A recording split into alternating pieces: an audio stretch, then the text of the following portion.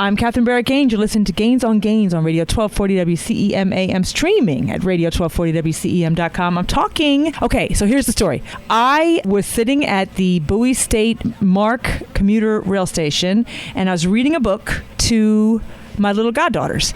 And a guy walked over, and he said, "Hey, I noticed you're reading a book. I've written a book for kids." And he gave me his card, and I was like, "Hey, that's really cool, because that's a cool thing to do." I'm like, and I love anybody who writes a book, and certainly anybody who writes a book for kids, and especially like is like a young guy writing a book for kids. And I thought, that's great. I will definitely get that book. And I did. I got the book, Stick and Move, and I contacted the author, and here he is, ladies and gentlemen. So now you publish, your book is written by you, Knuckles, but your name is Jared Parks. That's correct. So what's the story behind it? And you told me at the station, you told me it was Uncle Knuckles. So Uncle Knuckles it represents a number of different things. Yeah.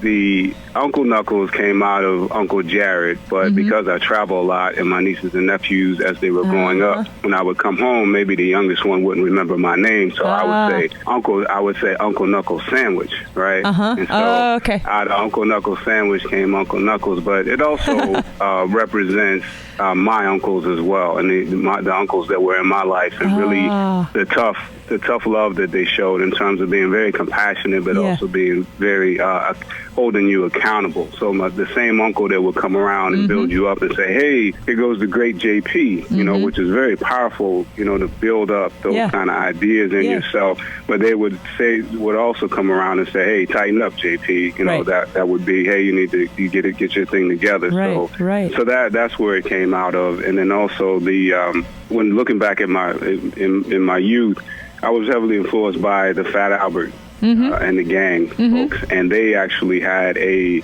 character in their story. His name is Mudfoot, and they would go to the park and they would meet with Mudfoot, and he would usually give them some insight that perhaps their parents weren't able to give. And so Uncle Knuckles is representative of that in the storyline as well for the Holla Kids storybook series. He represents someone with a different angle, a different way of looking at things, and to be informative and to provide the young folks with something valuable that they can use in their everyday lives. That's really cool. You know, we think a lot about aunties. You know, how aunties help, especially little girls, not your mother, but a figure who's maybe a more, in some ways, more powerful than your mother in some areas of life. And but the uncle, yes, that's a really, and well, the name Uncle Knuckles, very cute, by the way, which is also you know what I mean. It rolls out. It has a cool sound, and the way you have it on your, I'm holding your book, one of your books now. This is Stick and Move. You're also there as you period Knuckles. So it's kind of hilarious that it's, you know, that it's like written kind of like Uncle Knuckles has a job. Uncle Knuckles has his name on the office door as you Knuckles. Like, that's funny. So Holla Kids. So I'm looking also at hollakids.com, which is your website, your company. You're talking about this as a book series. Now, there's so many reasons I want to talk to you. One, about this book, and two, about your philosophy, which is obvious and clear, both on your website and in the book, and as you sort of just stated, and where that comes from, and how you got to be you. And because it struck me when you came over to us, you know, when my goddaughters and I were reading a book, we were doing a very old-fashioned thing, right? We had a paper book, we were sitting on the ground, and I was reading it to them. And that's a really classic old school thing to do. And that you recognize that as being so important, and also that in your sort of job, your mission, your what's the word for not career, not job, but passion. Yeah, your vocation is to encourage that. And I just thought that was great. And then what was ironic and funny is that I was reading them at that moment, Doc McStuffins, which is a book made from a show, from a cartoon, you know. So we see that the interplay of cartoons, TV, and books and you had mentioned one of your influences being Bill Cosby's cartoon show. So we know that, you know, that's sort of part of our literature too, is cartoons. Because when you look at a book like this, like the book I'm looking at, Stick and Move, is this your latest in the series? That's correct. It's my first in the series. Oh, your first in the series. Okay, it's very cartoon-like. The artwork is amazing. It's the artists are Titus V. Thomas and Andre F. Jones. Yes. And it's great. I mean, and you can really see it as it could really be a cartoon. The characters are. It's almost. You know what? It's interesting. It's almost 3D. It's not 3D, but it's like the characters stand out from the background in an interesting way. Yeah. Is it almost like did one artist do the background and one artist do the characters? Right. So it's very interesting. You said all of the things that you said. So where I begin, I'll answer your first question. Yes, the Andre F. Jones is a game designer. The name of his company is called Pixel Interaction. Yes. And Pixel Interaction is based out of Charlotte, North Carolina. He's a very good friend of mine. Andre developed all of the backgrounds. So everything that you see in terms of the worlds, he developed those backgrounds. Yeah, the street scenes, the inside the house. Yeah. Right. Yeah. Absolutely. And they're all on different layers because they were developed on different layers and moving forward, that's the very next step is actually to animate these. Yes. And so to create those types of stories via tablets and things of that nature. And the first thing, I didn't need to take a step back. We actually did a prequel to the HoloKids series, which is a coloring book app. And so Andre developed the coloring book app, and then we got going on the book. Now, Titus is a graphic designer, commercial artist based out of New York City, Bronx, New York, and he was a former research artist for Nickelodeon. Okay. So when you look at his character, he understands color. He understands depth. And so he colored all of the worlds that Andre created. Okay. And then he actually drew the characters, Tyler and Niall and their friends and their family and the other characters that show up in the story. So he actually drew them and colored all of the scenes. So it's like a band. So you have the concepts. Yes. Yeah. And then even though I shared the concept with them, and I had very, very heavy hand in terms of saying, okay, this is what I want. Yeah. So, but when it would come back, particularly from Andre and with his imagination, he would just transform it to a whole nother thing. So let me speak to your point about the philosophy and things like that. So as they're going through the story, the one of the scenes is they're in underwater and they're pogo sticking. There's a whole story about that, but they're pogo sticking, which is stick and move. So stick and move is about the art of balance. Right. And the moment we get upset, we get out of balance. Right. So to regain balance, we stop, we relax, we move on to a solution. Right. So the idea is if we can teach children to stop, drop, and roll when they're on fire, then we can teach them to stop, relax, and move on when they're on emotional fire. Right. So instead of getting stuck, they stick and move. So anyway, these kids are on a pogo stick, underwater pogo stick race at that, which is a whole other story. But they fall from the ocean floor into outer space. Yep. I'm on that page. When they fall I'm following you in the book. When they fall into outer space, because the pogo stick underwater is a grueling race. They're challenged. They're testing their will and their perseverance, and they end up falling through into the outer space. But it's really their inner space. And if you look at the arena that they go to, it's Courage Arena. Right. So they're going to this Courage Arena to find their courage to continue on their journey. So instead of really falling into outer space, they're falling into their inner space. And if you look at the way that the space station is developed, it's very similar to a heart. And they're going into their heart, finding the will and the perseverance in their heart to continue on the journey. So this is how, like, the interaction of all of us working together to make that happen, it was just a lot of fun. It was a lot of fun. You know, it's funny. Children's books are deceptive. I would imagine when you tell people that you do children's books, they go, oh, that must be easy. This is a lot. There's a lot here.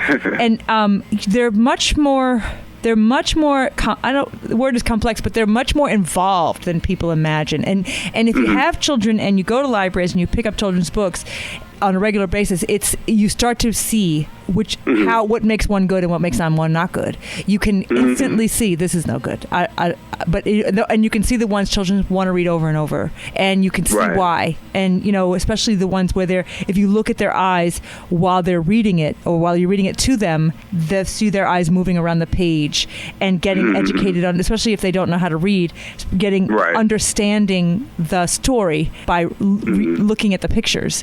And this one, it's funny. I have a little girl lives across the street. She's 9-10 years old, but she comes and takes care of our dog sometimes during the day while we're away. And this book was sitting in the sunroom, kind of not in an obvious place. One day when she came over, when I got home that night, the book was open. So she had been drawn to the book. You know what I mean? Something about the book made her want to open it up at 9 and 10 years old. So there is something. You've got something here. I'm talking to Jared Parks, Uncle Knuckles, or you Knuckles, on his book Stick and Move. I'm Catherine Barrett-Gaines. You're listening to Gaines on Gaines on Radio 1240 WCEM AM in Cambridge, Maryland, and we're streaming everywhere in the world at radio1240WCEM.com. I'm Catherine Barrett-Gaines. You're listening to Gaines on Gaines on Radio 1240 WCEM AM, streaming at radio1240WCEM.com. I'm talking to Jared Parks, who came over to me, handed me his card, and said, I wrote a children's book, and I was just so curious, I immediately ordered it. And so, do you have the book in front of you, Jared? Because I was going.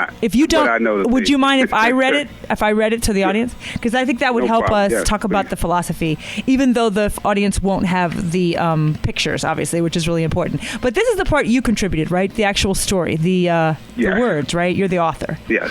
Okay, so the book is called Stick and Move, and you heard last segment Jared describe the philosophy, and we'll be able to talk about it more when we have the actual story. So here's the children's book. The wind roamed freely and the moon. And by the way, you're going to notice that when I read this, it really, you must have also a sort of Dr. Seuss influence in your life too, because no doubt, it really has a very Dr. Seuss sound, and it rhymes, which is always fun, right? Rhyming is fun. So the wind roamed freely and the moon lit up the sky. To the fall, it was time to say hello. To the summer, it was time to say goodbye. My brother Tyler was nervous. I was too, for tomorrow was our very first day at a new school. Mom and Dad threw a party to celebrate the new school year. Friends and family stopped by, sharing well wishes and good cheer. Then, out of the evening hush, came the most wonderful sound. Uhuru! Uncle Knuckles had come to town. Now, uhuru is the Swahili word meaning freedom. Tyler, Niall, bring my hug while I take you for a ride like a genie on a rug. Let me tell you, like my dad told me, follow your dreams, it will set you free. When you rumble in the jungle, there's no guarantee. The game ain't fair, but it's necessary. So you learn to stick with it. Fall down, get up, and go get it. Balance yourself and deal with it. No turning back and no limit. Stick and move. And then this page is interesting because it's full of cheers. You know, guys holding up cheers. Never mind applause. Never mind boos. They're part of your journey, just like the waves on a cruise. A part of your journey, like the rocks on your shoes. Kick them off and keep stepping. Like the giants that you are. Everybody's got shine. Everybody is a star. And when you can't see how amazing you are, look inside and be how amazing you are. Power, love, understanding. Can you dig it? Yes, we agreed. It was clear to us. We must do our best and never give up. Whether the yayers yay or the booers boo, always believe in ourselves and stick and move. So there's so much here. Like you can hear your influences. It's like Maya Angelou and yoga and, you know what I mean? Like it's just this real collection of obviously what you have, your journey in life must have taken you through. Poetry. There's sort of like Langston Hughes. There's definitely like black arts and you know, kind of that kind of like Amiri Baraka type thing, as well as this yoga practice of philosophy, which is that, you know, life is balanced, but balance is never a permanent state. And then there's also this cultural element of the uncle, the wise uncle, who's fun and everybody loves, but he's, you know, he comes and he challenges you as well. He's not just fun; he's also challenging and thought-provoking. So it's like all that stuff. It's like you're right. Your whole, you know. So that's like your life, right? Yeah. It's funny because I bet got to set it all. I bet people asked you. I bet people have asked you, how long did it take for you to write it, right? And whenever I think of asking an author that, my answer, I don't even ask, because the answer is, it took my whole life, because you bring your whole life into a book.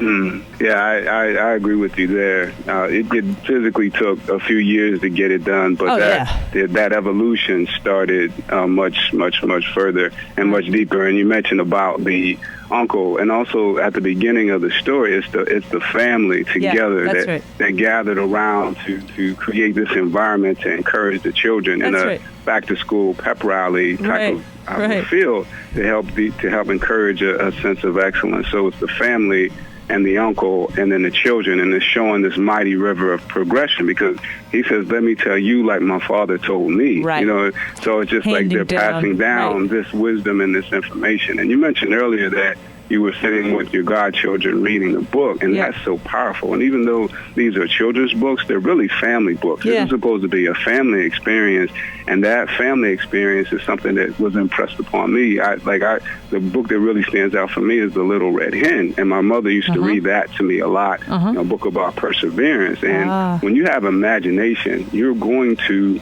be in a position where you see things that other people can't see. Right. So you have to continue and push forward with these ideas. Right. So that was a very powerful book for me. So that recreating that experience and allowing that to shape the lives of our families and our young people, and to do it with concepts of mindfulness, with concepts of emotional intelligence, these types of basic life skills that we need to excel in a fast-paced, rapidly changing environment with overstimulation and always on situation, that we need these basic skills to get back to. So this provides an outlet for all of that. So it's definitely it's a joy. That's probably the word I would use. That concept of emotional intelligence shows up on your website as well. I was reading it. That is so important. You know, we had a president of our university, Thelma Thompson, and she said something one time. She said, you know, I don't know what happened on campus to inspire her to say this, but she said, you know, violence is a language,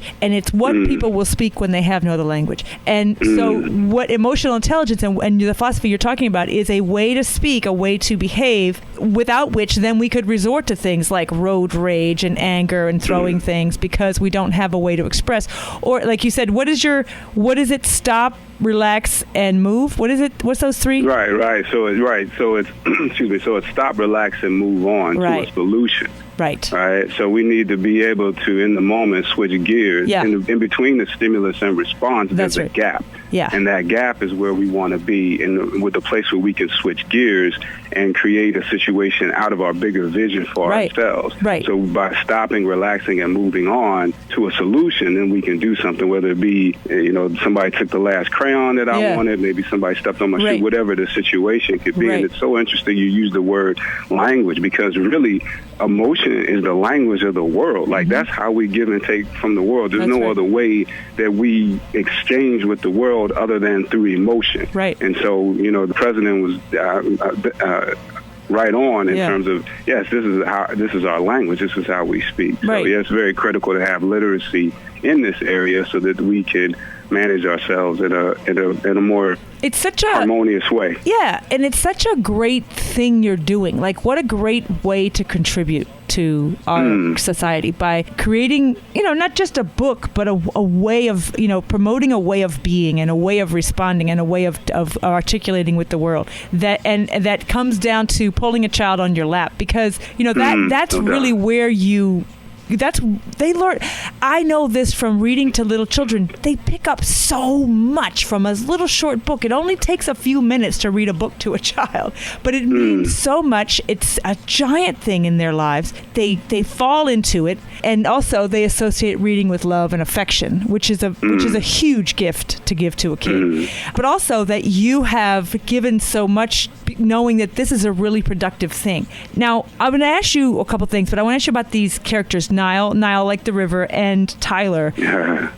So are they you and your brother? Are they you and your sister? So they represent my niece. Actually, my godson is Tyler. Right. And one of my nieces' name is Nile. See, that's exactly what I wrote a children's book to be published in Uganda, and every kid I know is in the book. I mean, because what's the point of doing a book if your kids can? Because we all know that you can only write well about what you know and your own experience. And so everybody is going to be in a book you write. I mean, it's just the only way to have real people in your book is to be talking about real people. So you only mentioned these kids in a couple lines. When you gave this story, this text to the artist, how did they know to put, okay, you had said mom and dad, and you have Nile and Tyler, and you have Uncle Knuckles. Those are the only 5 people you mentioned in the book. How did they know to put the grandfather in? How did they know what to make of Tyler and Niles? Did you give them any guidance? How did they know know what to make of you, which you don't look. Uncle Knuckles in the book doesn't look like the you. No, not at all. But how did they know what to do, or did you just let them do whatever they wanted? So we storyboarded the whole thing. Okay. I wrote up exactly like what each scene should look like. Yeah. And then they filled it in. So we knew it was going to be a family scene, not just the mom and dad, because it was a party. Right. So they threw a party. So they showed mom and dad, the grandfathers there too, which is important. Yeah. In terms of the Mighty River because of continuity. That's the father who told Uncle Knuckles what Uncle Knuckles is telling Alan Tyler. That father right there. Right. Exactly. Yeah. Exactly. Yeah. Right. So we storyboarded it all, and then their imaginations, I let them run with it. So in terms of what the actual characters look like, that was all of Titus B. Thomas. He determined what the characters actually look like, what the uncle and all of the folks look like. Right. And I would say, okay, yeah, let's change this or that. But for the most part, they determined so it's funny what the that characters would look like. You didn't insist that Uncle Knuckles looked just like you. Oh, no. Well, see, this is the thing. Uncle Knuckles, I am Uncle Knuckles, but I am not the only Uncle Knuckles. So I had Uncle, and then I have my grandfather who was an uncle. So these really, Uncle Knuckles represents all of the male figures in my life. It could have been the pastor at the church. It could have been the principal or teacher at the school. All of these folks that both were I grew up in a town where you can go, actually you could go over to the next town sometimes and people would know who you are. They'd be like, oh, you're so-and-so's grandson. What are you doing here? So people held you, there was a circle of compassion around you, but there was also a circle of accountability. So Uncle Knuckles really represents that circle of compassion and accountability. So it's not me. That's me. And you walk to school uphill both ways with no shoes. I walked to school uphill one way. But it's funny because you're not an old person, but you make anyway. But it's really you do have that kind of older philosophy on things, which is really important because one of the things that this book does not do, which I really like is it's not preachy. I don't know. I forget what that fancy word is. Polemic. I don't know what that word is for preachy books, but it's not that. And I get really turned off by children's books that are trying too hard. And this one is not. It's really effective. I'm talking to Uncle Knuckles. I'm talking to Jared Parks about his book, Stick and Move, the Holly Kids series. I'm Catherine Barrett Angel, listening to Gains on Radio 1240 WCEM AM, streaming at radio1240WCEM.com. I'm Catherine Barrett Angel, listening to Gains on Radio 1240 WCEM AM, streaming at radio1240WCEM.com. I'm having fun talking to Jared Parks, who is a children's book author. I mean, is that what you say? But you've got a bigger thing going. You've got this HollyKids.com is bigger than this book, bigger than books. Right, absolutely. So so for instance, what I would say is that I'm a self-knowledge advocate, a mindfulness teacher, and I make children's books and music about emotional intelligence. So the Stick and Move, so the Holly Kids is the series. Right. Stick and Move is the first release, but Stick and Move is a book, it's a song, it's a dance, and it's actually a strategy for helping children respond to emotions and events in their lives more skillfully. So with the song is just as important as the book. So when I spoke to earlier about the influence of Fat Albert and the gang, if you remember, after every episode, they would have a song. Yeah. They had a song every episode to reinforce the ideas that they were looking to set forth in the story itself. Right. So when you look at Stick and Move is a book which tells you what to do. Stick and Move, the song tells you how and when to do it, provides the context. Yeah. And Stick and Move, the dance, provides a physical space in order to really repeat those things, because everything that we learn in life, everything is through repetition and association. Right. That's the only way. So by physically doing the Stick and Move dance and learning the Stick and Move song, for instance, there was a psychologist at a local elementary school here that reached out to me last Friday to explain how she overheard the kids in the cafeteria and in the hallway singing the song after she had introduced them to the song. Yeah. And then out there singing the song on their own. So it's like this provides a means to transfer this information and these skills to these young people. So it's definitely the book, it's the song, it's the dance, it's the app, which will grow into the cartoons and other means of storytelling. We're really just telling stories and creating moments, creating shareable moments. So the Stick and Move dance is not just the physical part, but it's something you can do. Like if you look at the video of the Stick and Move dance, you'll see parents and grandparents doing it. Yeah. So it's something that we're creating shareable moments the dancing together, the singing together, the sitting down and reading together, creating those powerful bonding moments that have immeasurable value in terms of shaping the child's life and perspective and way of being, right? Because it's not just emotional intelligence through here's what you do, but it's emotional intelligence through the interaction. You learn it indirectly. It's by being present with that child in an undistracted way, not on the phone, not, concerned about a bill, but I'm sitting down actually singing with you. I'm actually dancing with you. I'm actually reading to you. You know what? Little children know. They want you to put that phone down, and that's one of the most beautiful things about the reading to them thing. It is completely focused, and they just love it. I teach college. I'm looking at the video right now while we're talking. I teach college, and I always talk about, because one of the things that it's like you. I've broken learning down to 3 things: reading, writing, and thinking, and that's it. That's all we do. There's no attendance. There's no participation or other nonsense. There's no fill in. It's just reading is a good thing. And I use this concept of baraka, right? It's a good thing. And so reading baraka, thinking baraka, writing baraka, that's all we do.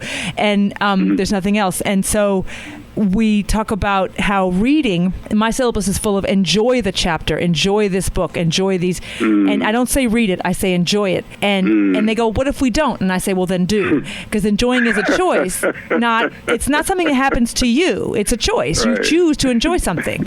And so choose to enjoy it. Don't worry about, nobody's going to ask you any questions. Nobody's going to give you a test. And we talk about how you used to love reading. And I take them back to when they were 3. And I talk about, do you have any 3-year-olds? And some of them have kids. Some of them have, they know that children love books and they want to go to school and they love it. I always say, the purpose of life, right? And they're like, no. And I go, the purpose of life is to grow. That's it.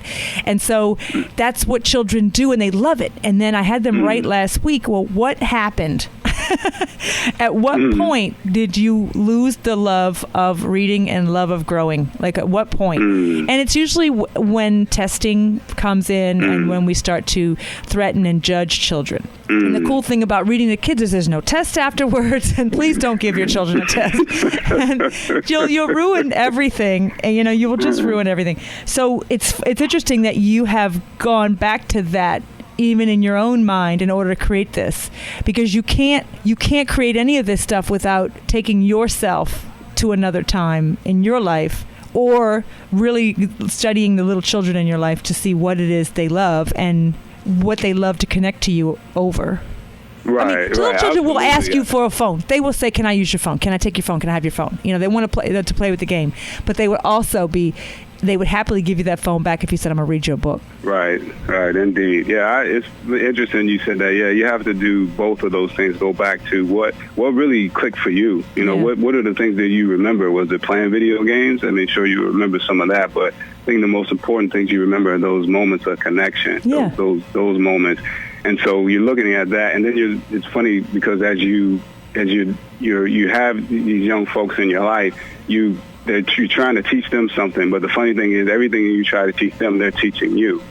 So it's like if you're still enough, you can find those lessons and you can find those moments. So it's much more enjoyable to sit down and play a game of chess or sit down and play a game of dominoes, and you have that connection, that moment, that bonding moment. So it's drawing from all of those experiences, driving home from school, and the things we talk about, and the things that stick out for them, and how their day went, and so that all builds into what we're doing here. So where does this come from? You're not a father. You're not no, right? No. But you clearly are very, very interested and engaged in fatherhood and unclehood and building children. Where did you grow up? What do you remember?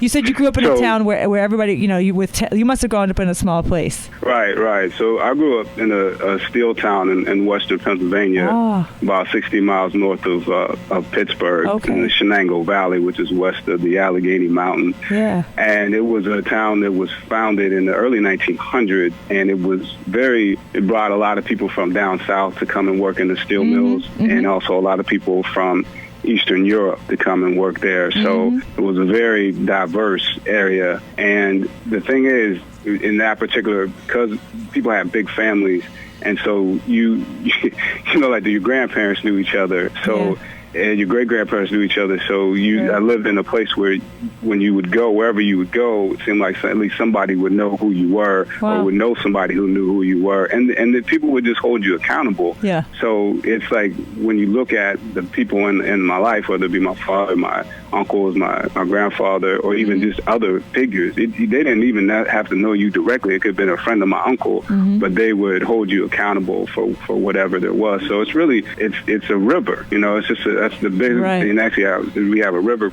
Shenango River, by our town, but it really represents a mighty river, a continuity of, hey, this is the way that you can live a fulfilling life or a full life. And so it's just like, now it's my turn to pass on that. You know what? That river idea is so powerful, because you can find, as a historian, you can find the moments when the river is interrupted. And those are usually migration. If you're not migrating with a whole bunch of people, if you're just one family and leaving grandparents behind, that's an interruption of the river.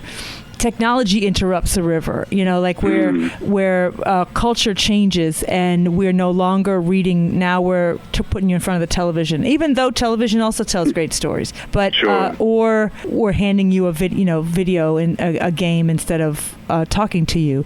But so that's a really powerful idea, that if you let the river flow, it works. It's funny. Americans are hilarious, because I've spent a lot of time in East Africa, where everybody does. I mean, people eat if you go to somebody else's house to eat, you're going to eat exactly what you eat at home. Everybody eats the same thing. Everybody lives the same way. There's nobody doing their own thing. You know what I mean? So in this country, everybody's brand new to culture. Like we're raising our children this way. Really? Where'd you get that at? Like we're starting. Oh, everybody starts from scratch. Oh, we've decided we're not doing this. Really? 10,000 years of human history we've been doing this, and you decided there's going to be a new thing you're going to do. Really? So it's so everybody's interrupting the river. And then wondering why the outcome is not working, right? So you're advocating, let the river flow. Let the river flow, right? And people are trying to separate themselves from their background. And, you could see places where the river's interrupted, like the Holocaust interrupted the river, right? The migration and of course, obviously, the slave trade, the transatlantic slave trade. It was a grand river interrupter. Although we've seen and we know that a mighty river flowed from that and has created really what American culture is now. And so it's like, do we have just no trust in the river? Do we have this real? Is it that Americans with their new technology and washing machines and automobiles just thought that old-fashioned was wrong? Like what made people decide to reinvent everything? Every kid, you have a kid come over your house, they can't eat anything. They got to have the special thing that's only in their mother's purse. It's like, really? What? What's wrong with everybody? Is it just me? I don't know, right? Yeah, I can't call it. That's an interesting. But I love this river idea. And what's cool though is that you've got this foundational concept, which is very time honored and universal. Right? But you're presenting it in all these, in all, like you said, in dance, video, like you said, an app. The book itself, although it's a hard copy, it looks a lot like a cartoon or a video game. So you've got, you don't have to have, everything doesn't have to look like it was your grandfather's book to be a book. Right, indeed. So we want to tell the stories. We want to pass down the values that make us great as a people, and that help it to heal us, to bring us together, that help us to connect. And then we want to use these tools like the book and the song and the dance to connect us in this particular time and space. So it's all about connecting, but it's also about connecting in a way that's vibrant and it's relatable to to where we are. You know, you have to be where you are, and so that's why we look at make it so colorful, and even the music has to be in a way that's compelling, and it can't just be Barney's music, right? It has to be something that the children are going to want to embrace, and also that the parents won't mind listening to over and over in the car, as they're driving to and from. It's something that they can all connect with, a space that we can all meet and enjoy, because we're moving into the future, and there's more things to explore. That's what this planet is, the opportunity to explore ourselves and explore it. So we're doing that as we're moving forward, but we're bringing with us the things that make us great, the things that hold us together, the things that build us up, rather than the things that can disconnect us. And that, speaking to your comment, that's one of the challenges that I see with technology, is that it provides a disconnection, right? More opportunities for us to disconnect with what's right in front of us, and that's very challenging. And that's never really happened before in history, and we really don't understand what the impact is on our system and how we relate to the world, how we relate to each other, how we have empathy. So when our 13 and 14-year-olds are sitting down on a couch and they're texting each other and they're right next to each other, it sounds strange to us, but that's happening for them. So we don't really know what that represents and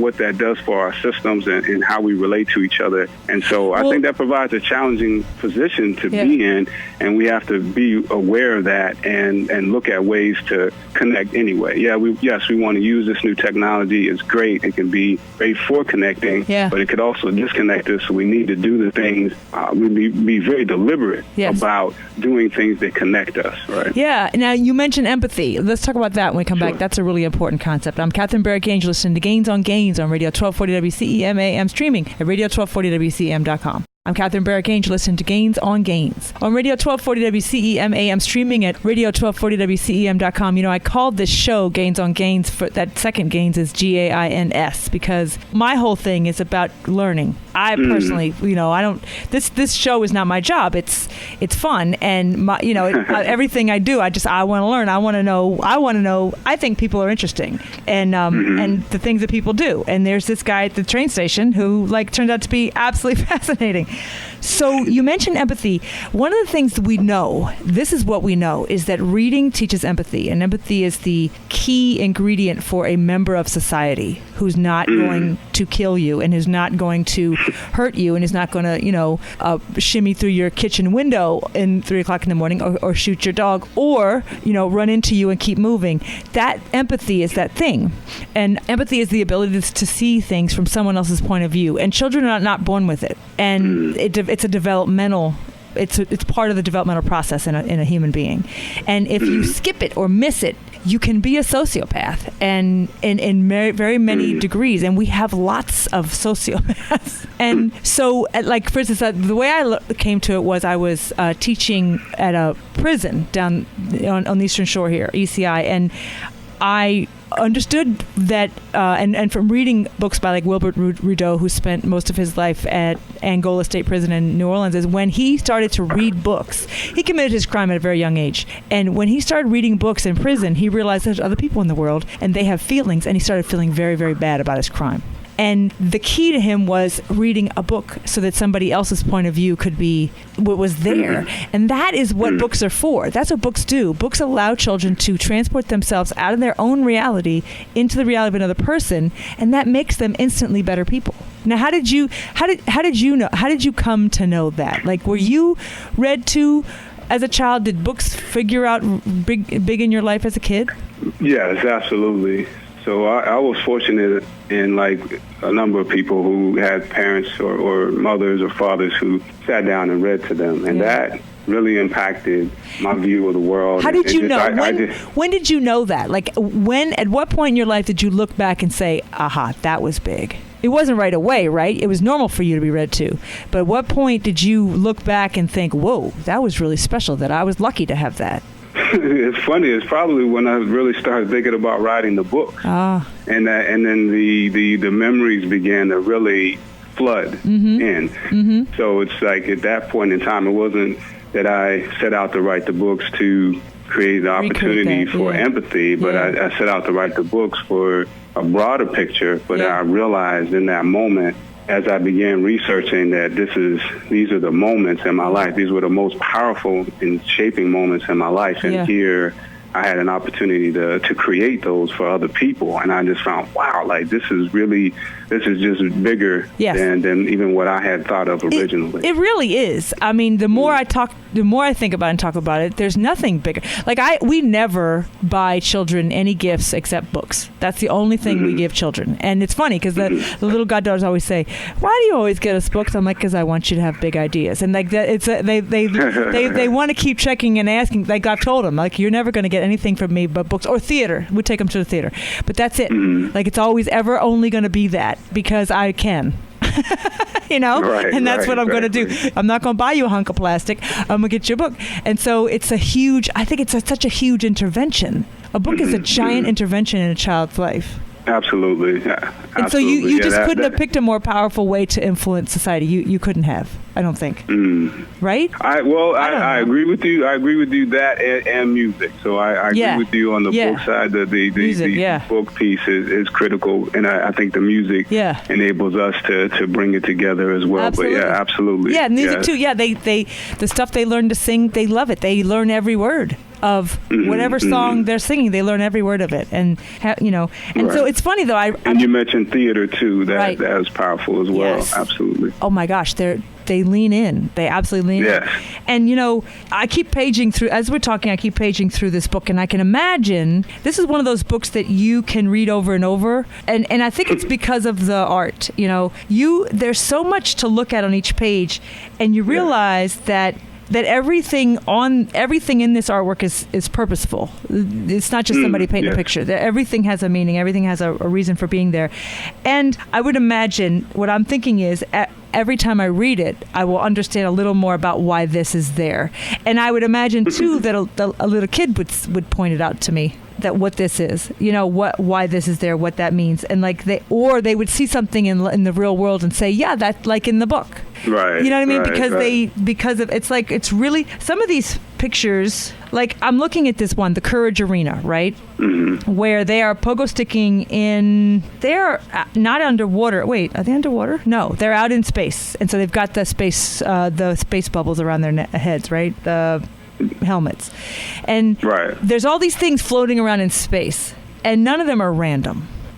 So I would imagine that the more I read this, the more I would understand what each of these things is, Right. Yeah, that's the biggest, that's the central piece of the book. And when you look at that scene, and I want to say something just in case I forget to mention it later, but there's actually a parent guide that I wrote for the book, a teacher guide as well, I see it. The parent vocabulary guide, and theme guide. Yep, picture book activities. There are activities, there are ideas that I want I want this to provide some opportunities for parents to explore ideas and concepts with their kids that are important. But when you look at that particular scene, they're all going into Courage Arena. Courage Arena represented by the heart, and they're going there to face one of the most challenging emotions that we deal with in life all the time, which is fear. They have to actually face their fear straight up. Yeah. And when they're doing that, they're in the audience. All those people are coming from around the galaxy. Yeah. And they're all different types of people. Oh, yeah. And they've all come to see how they handle this particular challenging moment. Right, because they're not all human. They're beings of some sort, but not all human. Yeah. Right, absolutely. There are things that aren't, that are from a subatomic level to all the way up to a formal thing. So we're going beyond just the physical. And actually the name of my company is SubiView, which stands for Sub-I View. What is it? And what does it stand for? And that means that we're looking at things from a subatomic level, because when you look at it at a subatomic level, there are no boundaries, there aren't any limitations. Right. And so all these other things we have are constructs that we make up. Yeah. So anyway, these So there are these things from subatomic particles all the way up to full human beings and other space creatures and robots, and they've all come to see how Tyler and Niall deal with the challenging moment in their life as they face their fear. Right. And there are these spectators out there, and these spectators, some are applauding and some are booing. Yeah. So when we speak of fear, one of the most restrictive fears is we have this fear of approval. Right. You know, so many of us are encaged in our lives and not really doing what we want to do, or perhaps our passions are, simply because we're afraid of what other people may think. But it's a dual sword, because it's not just the booze that we're afraid of, it's the fear of not getting applause too. Right. And so that's why we talk about never mind applause and never mind booze, meaning don't put yourself in a situation where you're preoccupied with applause, which is also such that obviously going to be a big problem when the point of pride is how many likes you get on your latest post. But you say, absolutely. and when you can't see see how amazing you are, look inside and be how amazing you are. Thanks a lot, Jared Parks. It's been fun talking to you. I really look forward to talking to you again. Thanks for having me. I look forward to talking to you too. Great. I'm Catherine Barrett Gaines. I'm talking to Jared Parks about Holokids, the Stick and Move book. Check it out. You've got to. You're listening to Gaines on Radio 1240 WCEM AM Cambridge, Maryland, streaming in the world at radio1240wcem.com. You can like us on Facebook and make us feel good with how many likes we get.